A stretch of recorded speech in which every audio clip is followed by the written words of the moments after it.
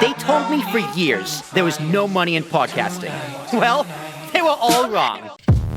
So let's talk about your relationship with the parents. Yeah. Yeah. Anyone who works in education knows how supportive, how unsupportive, Dun, dun, dun. how hands-on and hands-off parents can be. Mm-hmm. So where do you fall? Yeah. Whew. Man, look, a lot of work with parent engagement, right? Or parent involvement. I think about going back to 2012. I did work in Belize, right? I taught at the University of Belize. I was able to teach at a few schools, and they closed down so many schools around University of Belize, and it was given a 8-hour parent involvement seminar. And so I would just break out these sessions. It was me and some more colleagues, and we talked on just parents, right? And so all these teachers came. So that's when the work started. You think about the podcast, I said, how do I get out messages to the mass and involve people in the community? So you're thinking about Teacher Appreciation Day. I grabbed a parent from our school and I said, well, come on and talk about your appreciation for them. So I think the parent is the biggest ally that we can have. Sometimes it may get rough, but you also understand a lot of times they're coming from trauma of, well, this teacher was bad or this school was bad and I don't trust you. But we both want the same thing. But then it's just sometimes it's crazy on how we get there. Yeah, it's about finding the balance. Yeah, man. Because I know my mom, again, judgment counselor, sometimes she'd be very stern with the parents. Yeah. Sometimes she'd be very unstern with the parents. And sometimes the parents had drug addiction. Sometimes the parents were straight A students. You know, it really is a spectrum, and you gotta toe the line. Yeah. So how do you know where the line is? Man, I don't think you know where the line is. I think the line gets created in the middle of the conversation, right? Because it all starts even keel, and we all want the best for the baby. But then when you tell me, well, this ain't the right teacher for your baby and I want her moved, and I'm telling you that's my last step when we can't agree on something, then I think then the line is in the sand on, okay, now I got to revert back to policy and what it is, which takes away from our relationship. But like I say, that's when the line, whenever I have to stop and go back to that policy versus letting me talk to you and kind of give you the background on why I'm making this decision. Yeah. Yeah. And, on average, do you think parents are more supportive or more like roadblocks? Oh, supportive. Yeah, support. Yeah, but the thing is, you have to build that trust, right? You got to build that relationship, because if I don't know you want the best for my baby, then it's hard for me to trust you. If I know, you think about those people in the boys club, regardless of what we're talking about, they know that it's going to be safe. They know that it's going to be positive, and they know that it's going to help their boys. So then they don't worry about the avenues we get there, because they also know I need my job. Right. So, but it's still that level of trust to where on the weekends you call and, well, can you talk to them or this? And so as a school district, we have to build that level of trust in with those parents, man. It is all about trust. And I think across the schooling industry, this is schooling in general, parents are getting more hands-on.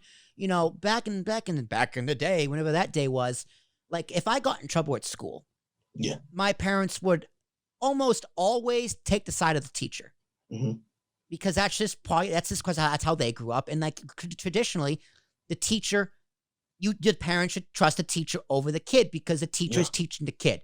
Nowadays, it's not necessarily like that. Parents can be very difficult. They can be very defensive of their children, and they want to be more hands-on. It's even with the curriculum. I don't want my kid learning this. Yeah. It's well, you shouldn't have told them this school district. This is a public school. What am I going to do? So when did you start teaching? What year again?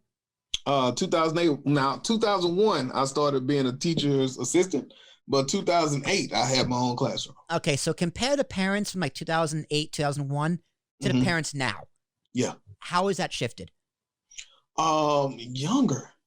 Right. And so when you think about younger parents. Really? Yeah, man. That's the last thing I expected you to say. Younger.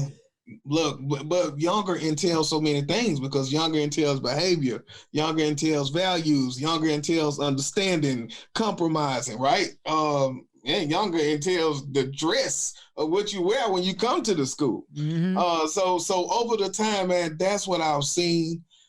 Because you got to think I've been in elementary since 2013, and so then I'm going through those pieces. Yeah. So, but when you think about high school, yeah, they kind of fend for themselves starting out, man. You may get a little parental involvement around ninth grade, but after that, it start fizzle.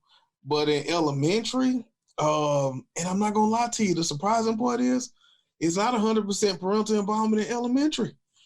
Dude, I'll give you at least about 90, 92%.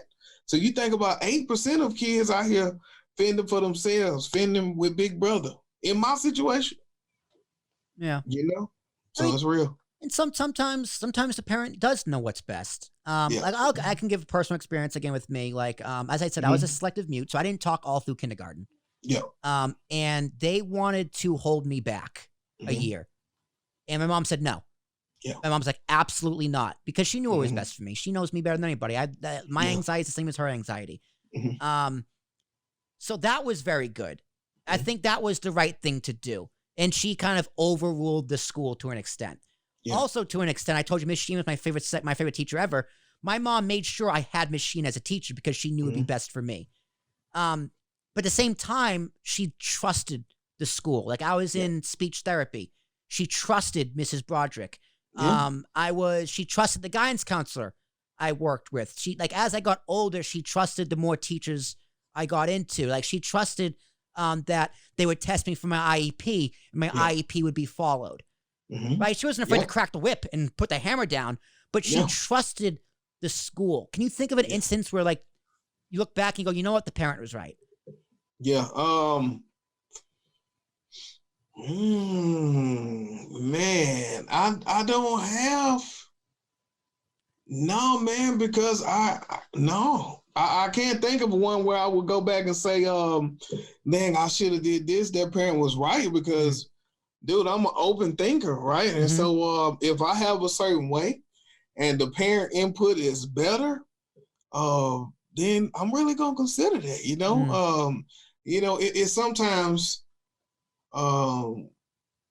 I have a conversation, man, and I am help. I'll give you an example, just thinking about something recent.